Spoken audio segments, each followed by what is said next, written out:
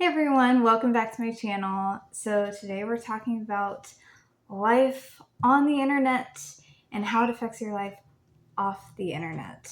So this motivational slash advice speech, whatever you want to call it, is called Don't Let This Ruin Your Day. So with Gen Alpha being raised with electronics in their hands, it makes me take a closer look at how much time I spend on the internet. And y'all, it's a lot.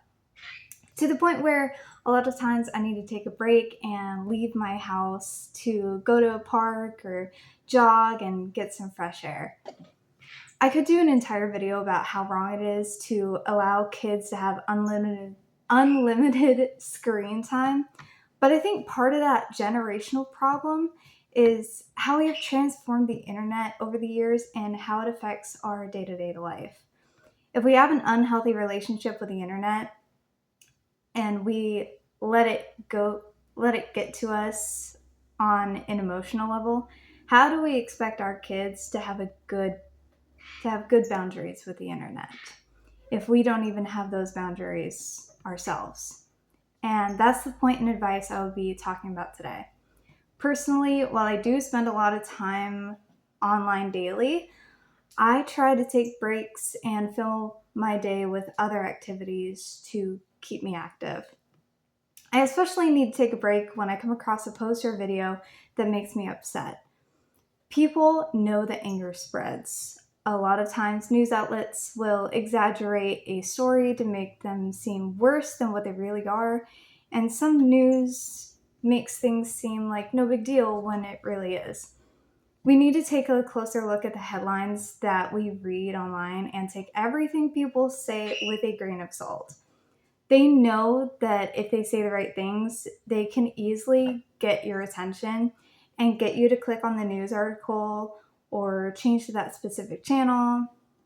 And they make it sound believable enough that you listen in and maybe even rely on what they're telling you.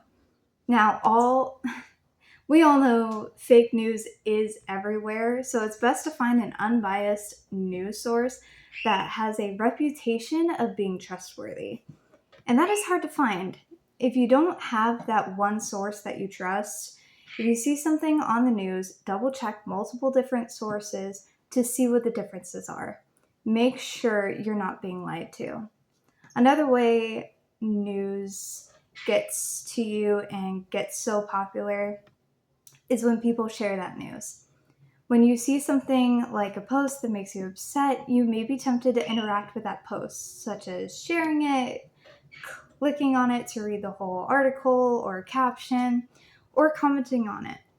Any interaction you give gives them attention and gives that story attention, which makes it more popular and makes it spread across the internet for more and more people to see. They know that people are more likely to comment and share something that makes them upset rather than something happy. It is important to stay informed, yes, of both good and bad things that are happening, but there is a way to do it and not let it ruin your mood.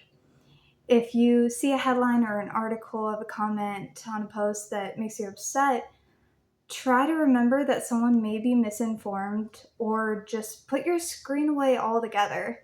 Because engaging in something online where you have no benefit from it isn't worth ruining your day. I know it can be really tempting to respond to people who insult you or say something false, but you can't change someone's mind if you yourself are in a bad headspace. And I do not recommend replying to people to correct them unless you have all of the facts straight. When it comes to someone commenting on one of your posts and commenting, and if they say something about you that is hurtful or untrue, the best thing to do is to ignore it and report it. Do not respond because that can make it worse. It is adding fuel to the fire.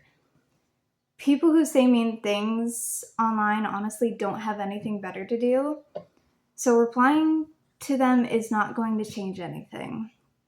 If you don't learn to let go of the things you see on the internet, it will take a toll on your life.